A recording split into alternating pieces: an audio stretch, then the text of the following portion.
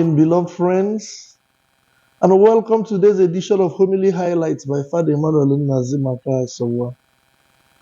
Today's liturgical pericles, which should have been for the 31st Sunday, have been overtaken by the special commemoration of all the faithful departed that we have today, that we usually call All Souls Day. And so the theme of my reflection is what we commemorate in All Souls Day. Just yesterday, the 1st of November, we were exultant and exuberant with joy, celebrating the heroic victory of our folks who are basking in the joys of heaven, holding their victorious branches in their right hand. And very significantly, in that celebration of yesterday's solemnity, that we were all with white rejoicing, we were also united with even our separated brother, at least I'm sure of the Anglican Communion. Today, we are alone. We are faced with the sober reality of death. We are at grasp with our human mortality, and we are commemorating our own dead faithful. And significantly, we are not being joined by others.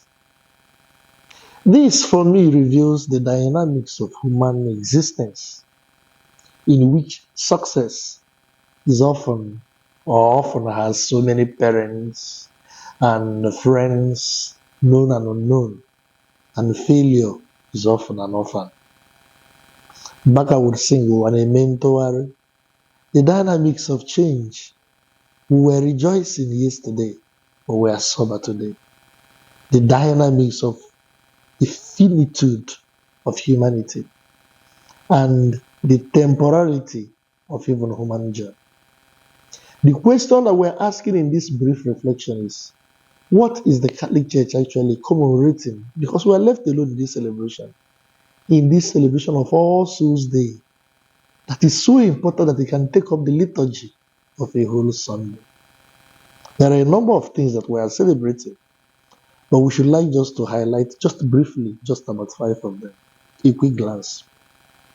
Number 1, we are commemorating and highlighting and emphasizing the reality of death versus the immortality of the soul. The church is trying to teach us that this life is terminal. We are doomed to finitude, no matter how much we have grasped of this human existence. All of us are fated to die. But the first of today assures us that the real tragedy is not this death, which we don't even know its time. The real tragedy is not unripe, untimely death, but unprepared death. It is not even a fast mission, but an unfulfilled and unrealized mission. For it tells us that the souls of the righteous are in the hands of God. And the human travails and difficulties and storms and briars and gales of this life are only purificatory, preparatory, and purgative. And even though this physical domain that we rest in will expire, our physical life is doomed to decay, our souls are immortal. It is fated to eternity. Eternity in joy, or eternity in sorrow, eternity in light, or eternity in darkness, depending on the fundamental options that we have made while still on earth.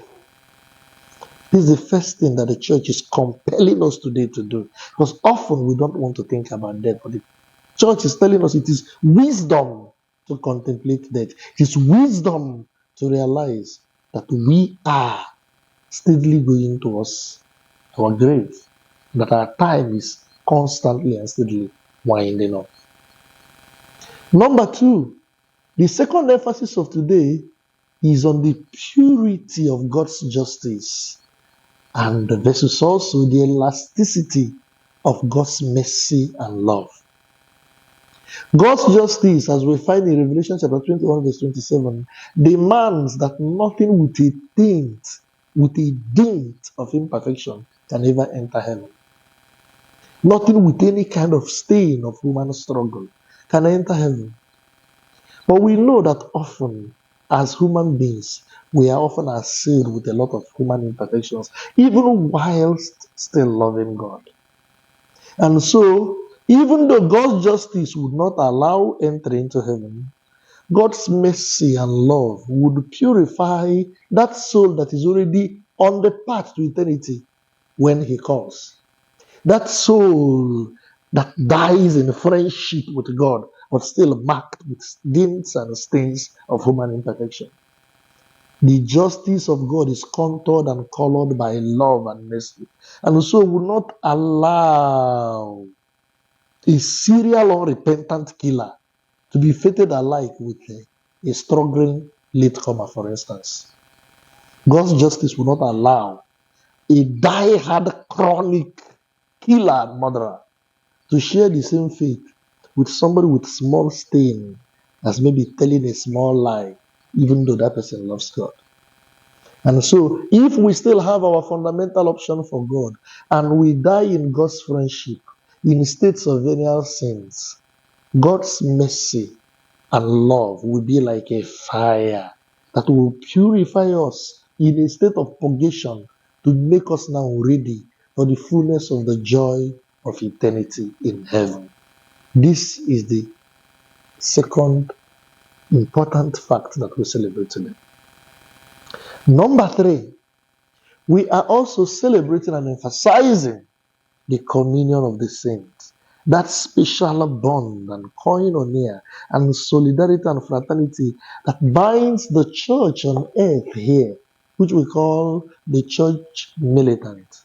The church in heaven that we celebrated on 1st November, those who have triumphed, that we now call the church triumphant, and the church suffering, those who are still undergoing purgation, to be able to merit the fullness of that joy, to be able to enter into the fullness of that holy banquet of God.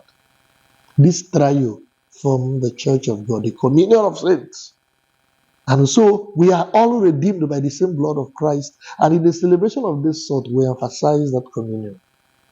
We emphasize that human death, physical death, does not issue forth a final separation and alienation from our Christian brethren, from our loved ones. We emphasize the fact that the love that we shared and the virtues that we celebrated are in themselves athanatos. They are eternal, they are immortal. We celebrate the beautiful fact of remembrance. And death does not cut us off completely from our loved ones. We remember them.